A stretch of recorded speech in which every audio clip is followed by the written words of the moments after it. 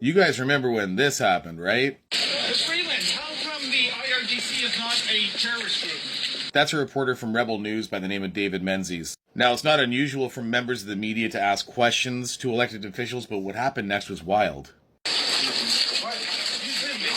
Come to find out, the would-be NBA player that set the pick on Menzies is an RCMP officer. You're under arrest for assault.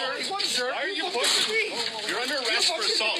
You're under arrest. So Menzies was charged with assault. They handcuffed him, threw him in the back of a cop car, and later released him without incident. Yeah, no charges were formally laid. A lot of people were left wondering who that cop was. The internet made short work of figuring out who that guy was. But funny enough, it also wasn't the first time that we've seen that guy. Remember this guy too? Bro, you were probably there beating us in Ottawa too, weren't you?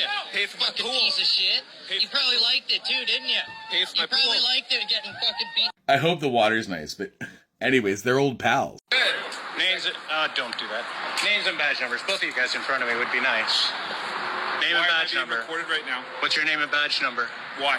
Yeah, that's Trudeau's goon squad from the RCMP that really don't like giving up their names. But anyways, I digress. This weird, awkward event that, to me, kind of seems staged has led to quite a few new things. Notably, David Menzies and other reporters from Rebel actually getting noticed at press conferences from Pierre Poilievre.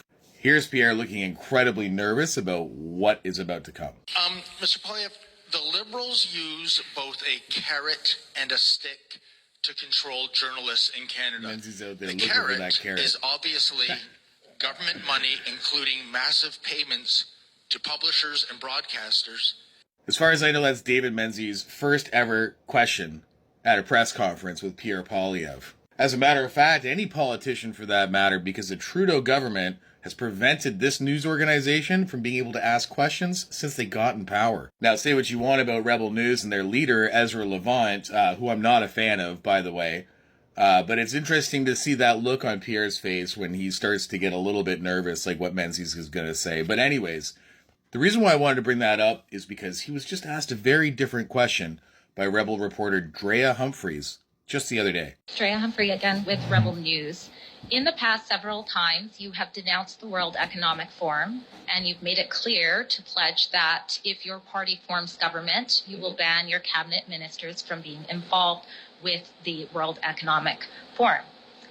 Yet, I'm also aware of many Canadians who applaud you for saying that, but also have reservations on whether or not the claim is authentic because they see images of your name being on the World Economic Forum site, and also because you worked closely with former MP John Baird, who at one point was a World Economic Forum young global leader in a campaign. So my question for clarification purposes, for those concerned about foreign globalist organizations potentially encroaching on our nation's sovereignty, does your pledge to ban cabinet ministers from being associated with or involved with the WEF expand to those you hire as staff as well as advisors? Yes. So Drea asks him the tough question, and Pierre says yes. My question is what took you so long, Pierre? Hey, we'll do a shot here. I have one question. Oh, Yeah. yeah. I'd love for you to answer. Fire away. You've denounced the World Economic Yes. Forum vehemently. Yes. You denounced the UN Sustainable Development Agenda, the SDGs. I haven't read it, so I don't know what it is. You haven't read it? No, I haven't. That's interesting. He hasn't read it. Well, that's funny because he voted for it. So here's my thing. Now that he's getting a little bit more comfortable with absolutely 100% rejecting this WEF, when are you going to finally answer the question that are on most Canadians' minds, especially the ones that are concerned about you being just another globalist puppet to replace the fuckbag that we have now? Because it seems to me that Pierre's more interested in dogging on Bernier and Trudeau than getting to questions from Mark Friesen and my boy Rob Primo. Question for you. Last time I was here, Mark Friesen asked you about the United Nations Sustainable Development Goals. You said they didn't copy? No. You have a copy?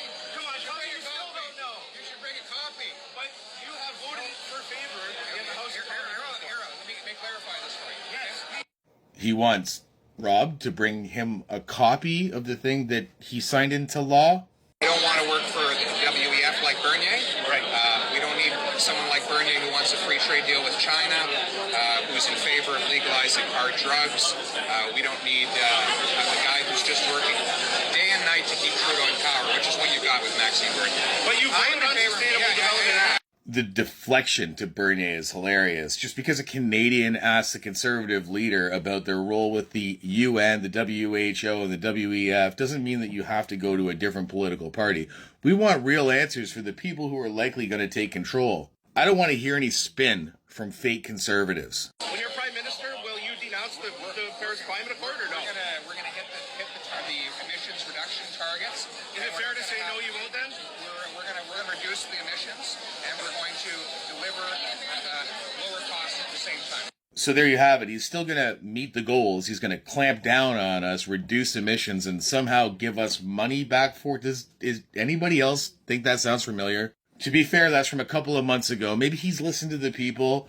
Let's go back to see how he finishes up that question that was posed earlier by Drea Humphreys. Yes. No staff, no ministers, no MPs in my caucus will be involved whatsoever in that organization.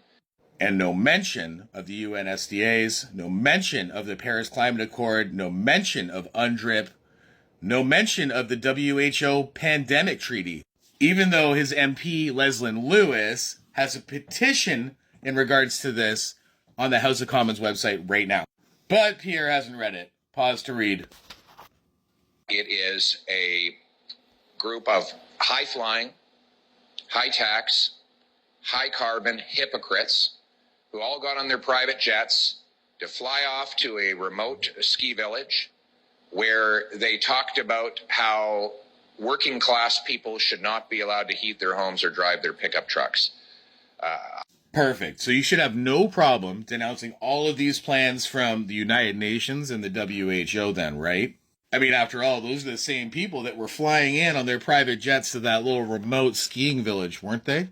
This is not an ad for the PPC by any means. All I'm saying is Pierre's got a comfortable lead. He's likely going to be the next prime minister of this country. But that doesn't mean that you shouldn't hold his feet to the fire and make sure that that man still puts Canada and Canadians first.